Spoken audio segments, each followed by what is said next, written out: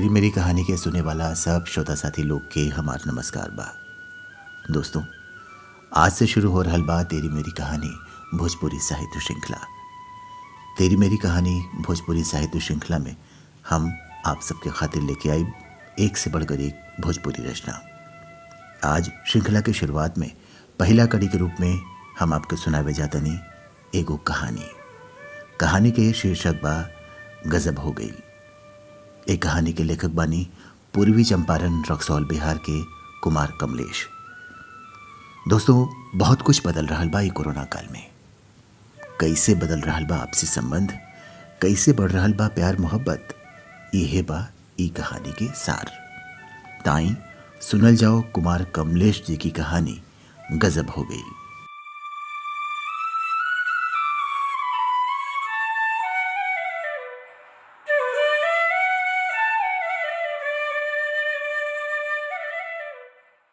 भोरे भोरे बिस्नाथ भाई मुंह में जाबी लगवले हमरा दुआरी पर पहुंच गईलन। हम अब के छत से टहल के नीचे उतर के बरामदा में बैठल रहनी। जैसन कि आज के समय के जरूरत बा 6 फुट की दूरी बनवले। हम पूछनी, का हाल बा बिस्नाथ भाई? बड़ा भोरे भोरे, कौनो खास बात बा का? गजब हो गई भाई, गजब हो गई। गजब हो गई? का गजब हो गई? हमर उत्सुकता बढ़ गई। तनी औरी लगे घुसो कैनी। फुसफुसात आवाज में पूछनी, का भइल हो? फुसफुसाते आवाज में बिस्नाथ भाई कहले, हमर पड़ोसी रमेशर और उनकर मेहरारू दोनों जना बराबर लड़बे करत रहल लोग। हमनी के पड़ोस में रहल दोपहर हो गई रहलक। पहले उनकर मेहरारू जब अपन रौद्र रूप धरिहन त रमेशर के नतिया भतीजवा से लेके 7 पुस्तले पहुंचा दिहन। और रमेशरो उनका नानी दादी से शुरू करिहन ना तो 14 पीढ़ी ले पहुंचा दिहन। अब का भइल हो बिस्नाथ भाई? बिस्नाथ भाई बतवले, अब 15-20 दिन से बड़ा शांति बा। भोरे भोरे बुलावेली, कहाँ बानी? एने आई ना, चाय ठंडा हो रहल बा। आओ हो। रमेशरो बाड़ा प्रेम से बुलावेलन, कहाँ बाड़ू हो? दिन भर कितना काम करत रहेलू, आवा संग ही चाय पियल जाओ। अब तो दोनों बेकत के भाषा व्यवहार सब बदल गई बा। आ उनकर ई बदलाव हमनियों के बाड़ा रे मन लागत बा। ई बात कहत बिस्नाथ भाई के चेहरा पर शांति के भाव रहे। बिस्नाथ भाई कुछ देर खातिर रुकले। तब तकले हमार विचार पंछी हवा में फड़फड़ाए लगल। हम हूँ लोग के झगड़ा के बारे में सुन ले रहनी।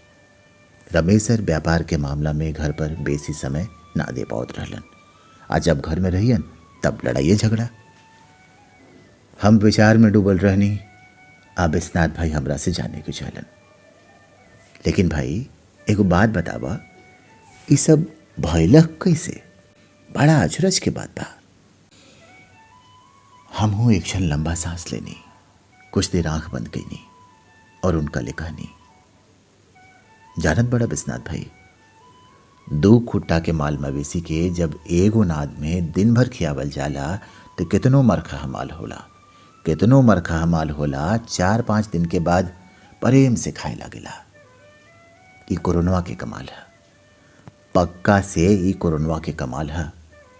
काहे से कि ओकरा चलते ही लॉकडाउन भइल बा और उहे सब कैले बा।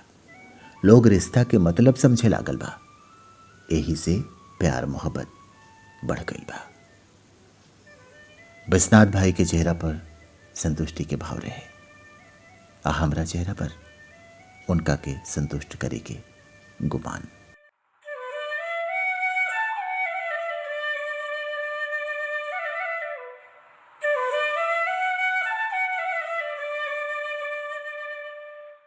तो दोस्तों, उम्मीद बा कि कहानी आप सबके ज़रूर पसंद आयल होई।